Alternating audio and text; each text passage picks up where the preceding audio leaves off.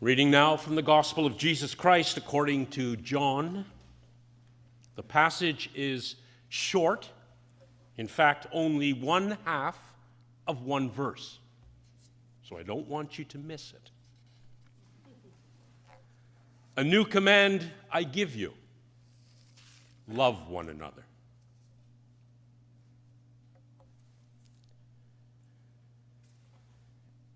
In Flanders fields, the poppies blow, between the crosses, row on row. These are the opening words of a poem written by Canadian doctor and soldier John McCrae. Moved by the death of a friend who was killed in the trenches of Belgium in 1915, John McCrae scrawled 15 lines onto a scrap of paper. A poem that would become symbolic of the suffering and loss of the First World War, and later of all the wars that followed. The poppies blow between the crosses, row on row. Thousands of crosses marking the graves of Allied Christian soldiers. And in another cemetery, in another field, not so far away, thousands more marking the graves of German Christian soldiers.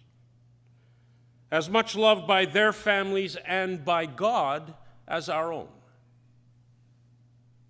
Soldiers killing soldiers, Christians killing Christians, row upon row of crosses that mark them all as followers of Jesus Christ. Ironic, isn't it? For Jesus said to his disciples and to Christians of every time and place, "A new command I give you, love one another." Still, we ignore him. We ignore his command to love our enemies, choosing instead to solve our differences through violence. We claim that the war we wage is justified, and off we go. We let hawkish politicians, religious fanatics, self-serving multinationals, generals, and lobbyists send our young people into harm's way to protect what they claim is our national interest. Whose interests exactly are we protecting? Jesus, on the other hand, we dismiss out of hand. Loving our enemies, talking out our differences, no matter how long it takes, and without the threat of violence. Looking for the root causes of conflict, like poverty and lack of education, and then acting on them. Why, they just never seem to be options, do they? And so poppies blow between the crosses, row on row. Some time ago, when Johnny Carson was the king of late-night television, he invited Jesus to be one of his guests. The second coming had already happened. Jesus had returned. As it turned out, there were more televisions tuned to that show than had ever been tuned to before that date. More than the Super Bowl, more than the Olympics, more than any other show at any other time. And as for the studio audience, well, people had to be turned away. When everything was ready, it was Ed McMahon who introduced Jesus in the same way that he always introduced Johnny.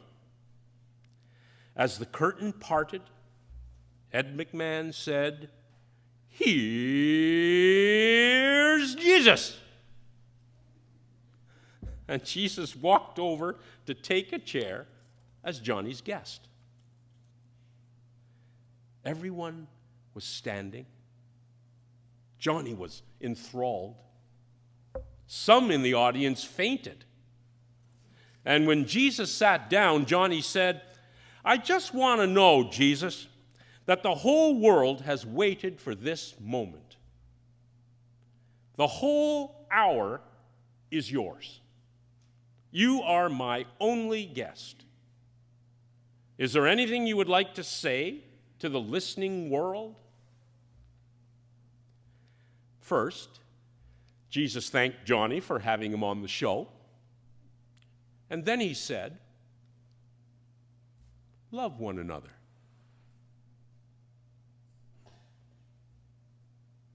The people sat on the edge of their chairs, waiting for more. But nothing more came.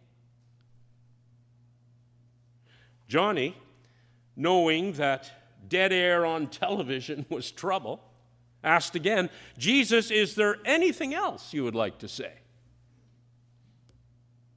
Jesus looked at him and said, "No. Just love one another." And that was it. Some in the audience booed. They wanted more. Johnny squirmed. He wanted more. The channel was flipped on millions of televisions.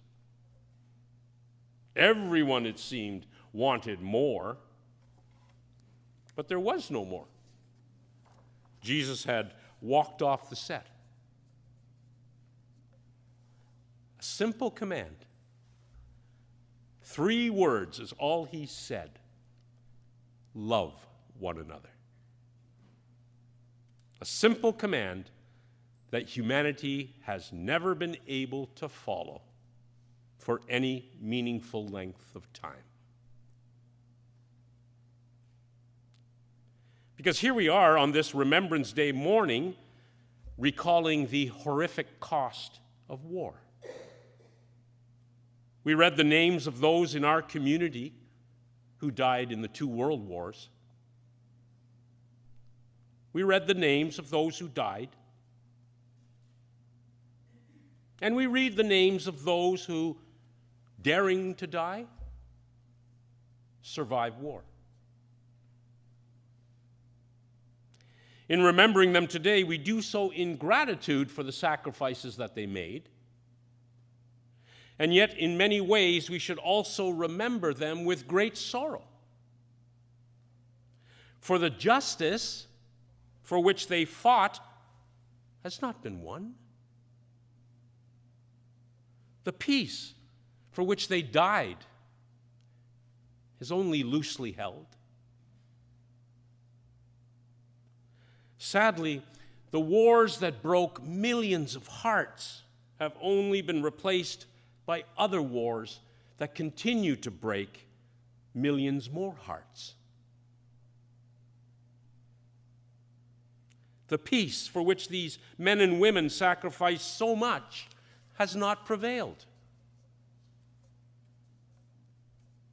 The First World War, the Great War, fought between 1914 and 1918, the war that was to end all wars.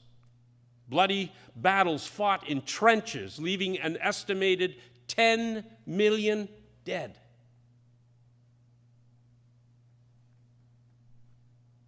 And Jesus said, love one another. The Second World War, fought some 21 years later, between 39 and 45. Apparently, the war that was to end all wars did not end them. An estimated 55 million people were killed in World War II, including a high proportion of civilians. among them at least 6 million Jews and other persecuted minorities.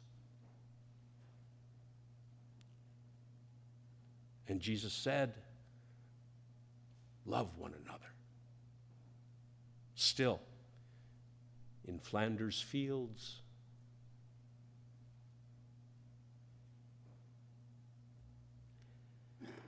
the Korean War that technically is still going on, the Vietnam War, during which millions of Vietnamese were killed, mostly civilians, and Jesus said, love one another.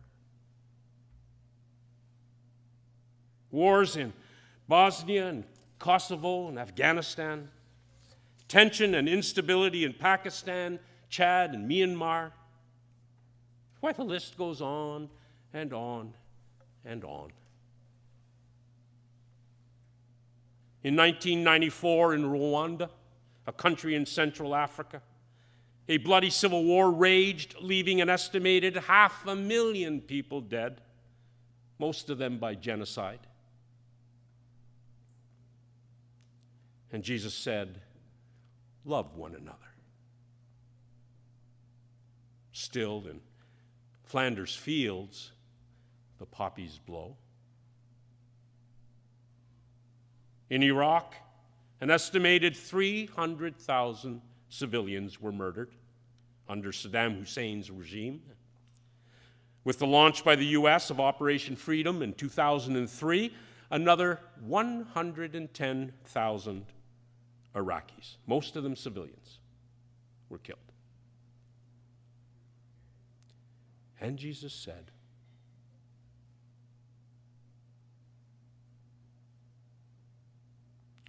in Afghanistan, the figures are just as high. Canada alone suffered the loss of 158 military personnel, a journalist, 2 aid workers, and 1 career diplomat. Civilian casualties far exceed 100,000.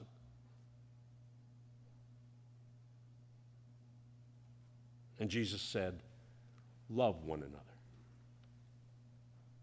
Still, in Flanders fields, the poppies blow between the crosses, row on row, that mark our place. And in the sky, the larks, still bravely singing, fly, scarce heard amid the guns below.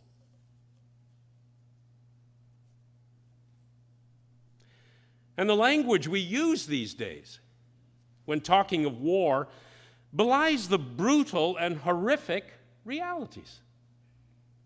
We talk about the war on terror, as if war somehow were good and terror bad. We talk about the loss of civilian life as collateral damage,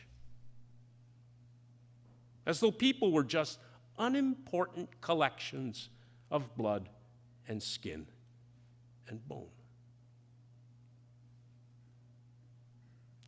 We use the word peacemaker to describe an airborne missile, when it used to mean a person, a group, or a nation that brings about peace. We use the acronym WMD, which stands for Weapons of Mass Destruction, failing to recognize that the most frightening WMD in the world is often the human spirit.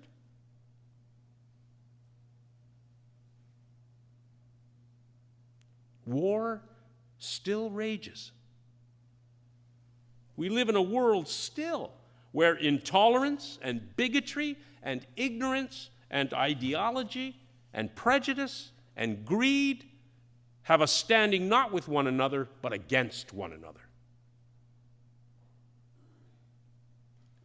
Jew against Palestinian, black against white, liberal against conservative, Muslim against Christian, heterosexual against homosexual, traditionalist against feminist, abortionist against anti-abortionist, capitalist against communist, white collar against blue collar, labor against management, the powerful against the powerless, the haves against the have-nots, the right against the left, the right against the wrong, and the list, unending, goes on and on and on. And Jesus said, love one another.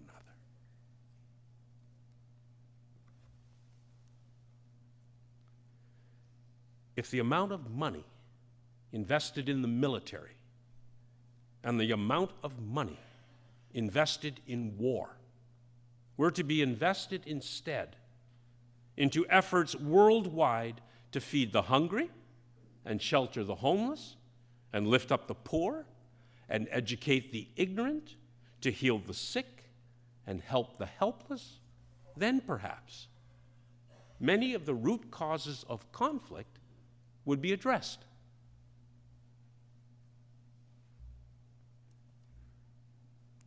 If the amount of energy expended in espousing our views were expended instead in listening to other people's views, then at least we would be talking and not fighting. If, as St. Francis of Assisi once wrote, we were to bring love where there is hatred and the spirit of forgiveness where wrong has been done, and if we were to bring harmony where there was discord, and truth where there is error, and faith where there is doubt, and hope where there is despair, and light where there are shadows, and joy where there is sadness, if we were to seek to comfort rather than be comforted, and to understand than to be understood, and to love than to be loved, then we would be fulfilling Jesus' command to love one another. Still, in Flanders fields, the poppies blow. Between the crosses, row on row, that mark our place, and in the sky the larks, still bravely singing, fly, scarce heard amid the guns below. We are the dead. Short days ago we lived, felt dawn, saw sunset glow, loved and were loved, and now we lie in Flanders fields. And there they lie, wishing, I'm sure, if they could, that those who had sent them, that those who had caused the wars that ended their lives, and that those who would cause wars long after they were gone had followed Jesus' command to love one another.